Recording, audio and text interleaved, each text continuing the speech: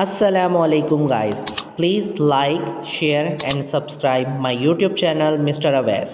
अस्सलामुअलैकुम गाइस, उम्मीद है आप सब खैरियत से होंगे। Mister Awais YouTube channel. आज हम वेन डायग्राम के बारे में पढ़ेंगे। वेन डायग्राम क्या होता है, इसका इंट्रोडक्शन लेते हैं। Set can also be represented graphically using the Venn diagram name after the English mathematicians Johns Venn who introduced their the use in the 1881 AD. In the Venn diagram, the universal set U is usually represented by a rectangular. Inside this rectangle, circle or oval represent sets. The Venn diagram also used to represent the operation on the set. Venn diagram हमारे पास वो होता है जिसमें हम graphically कोई भी circle बनाते हैं और उसमें रिप्रेजेंट करते हैं हम अपने सेट्स को। सबसे पहले हमारा आता है ओवरलैपिंग सेट। ओवरलैपिंग सेट में क्या होता है कि हमारे पास जो भी सेट गिवन होंगे हम उनमें ग्राफ की मदद से बताएंगे कि ओवरलैपिंग कैसे हुई है सेट की। उसके बाद आता है हमारे पास डिसजॉइंट सेट। डिसजॉइंट का मतलब होता है कि अलग अलग सेट्स को लिखना और through the Venn diagram. Venn diagram में हम डिफाइन करेंगे डिसजॉइंट सेट को, तो वो अलग अलग लिखा जाएगा। उसके बाद आता है हमारे पास सबसेट। सबसेट का मतलब होता है कि ऐसे सेट जो कि दूसरे सेट में भी इन्वॉल्व हों, वो हमारे पास सबसेट होते हैं। उसके बाद आता है हमारे पास यूनिवर्सल सेट। यूनिवर्सल सेट का मतलब कि सारे डिजिट मौजूद हों और जो भी हमारे पास यूनिवर्सल रेक्टेंगुलर रिप्रेजेंट सेट होगा वो सर्किल के इनसाइड रेक्टेंगुलर रिप्रेजेंट सेट करेगा ए को। उसके बाद हम आते हैं perform operation of the union intersection different in the complement on two set A and B when A is a subset of a B. A के जो भी डिजिट होंगे बी में मौजूद होंगे तो वो ए के सबसेट हो जाएगा। बी का B is a subset of A, B subset है ए का। A and B are the disjoint sets. A और बी डिसजॉइंट सेट हैं and A and B are overlapping set. Represent the of operations on the sets when through the Venn diagram.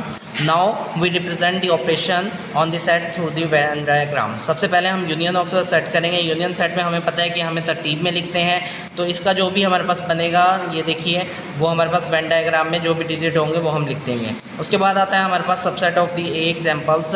A set है हमारे पास 2 3 4 and B set है 3 and 4। Then the A union B हमारे पास आया 3 2 4 3 2 and इसका जवाब आया 2 3 4।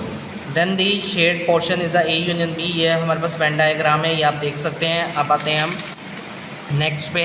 Next पे हमारे पास ए यूनियन बी है। ए यूनियन बी में दोनों में जो भी होंगे अलग अलग लिख के जो भी हमारे पास जवाब आएगा वो बता देंगे। फिर हमारे पास आ रहा है ओवरलैपिंग। अगर उन दोनों में से कोई भी डिजिट एक जैसा आ जाता है, जैसे इस सेट में भी 3 था, इस सेट में भी, तो वो ओवरलैपिंग बन जाएगा। फिर उसके बाद इंटरसेक्शन सेट में भी सेम कर।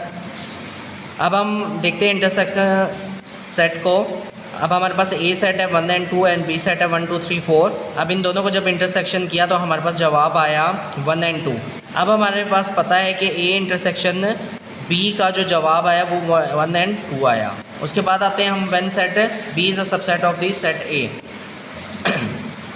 2 3 4 ए सेट की रकम है और हमारे पास बी की रकम 3 4 है। ए इंटरसेक्शन बी करेंगे तो हमारे पास जवाब आएगा 3 and 2, क्योंकि दोनों में सेम डिजिट लिखते हैं इंटरसेक्शन में। तो उसका वेन डायग्राम क्या होगा, जो भी हमारे पास निकलेगा उसको हम अंदर इनसाइड वाली रकम में लिखेंगे। उसके बाद हम आते हैं when set A and B are the disjoint. Disjoint set तब होते हैं जब दोनों के कोई भी फिगर सेम ना हो। जैसे हमारे पास एक एग्जांपल है, इफ़ ए बराबर है 1 2, ए के मेंबर है हमारे पास 1 2 और बी के मेंबर है 3 4।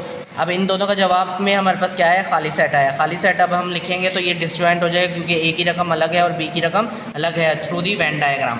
उसके बाद आता है हमारे पास when set A and B are the overlapping. Overlapping अभी मैंने आपको बताया कि ओवरलैपिंग वो होती है जो कि दोनों के डिजिट एक जैसे आए तो वो हमारे पास ओवरलैपिंग हो जाए।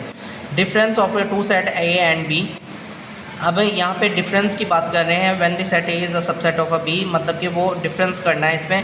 तो हम ए माइनस बी करेंगे तो जो भी हमारे पास सेट गिवन है ए में से बी को माइनस करेंगे तो जो जवाब आएगा तो हम उसका वेन डायग्राम बना देंगे। उसके बाद है when set B is a subset of A. अब यहाँ पे भी वही सेम कंडीशन है हमारे पास जो कि व्हेन यहाँ पे एग्जांपल्स में समझाई गई है।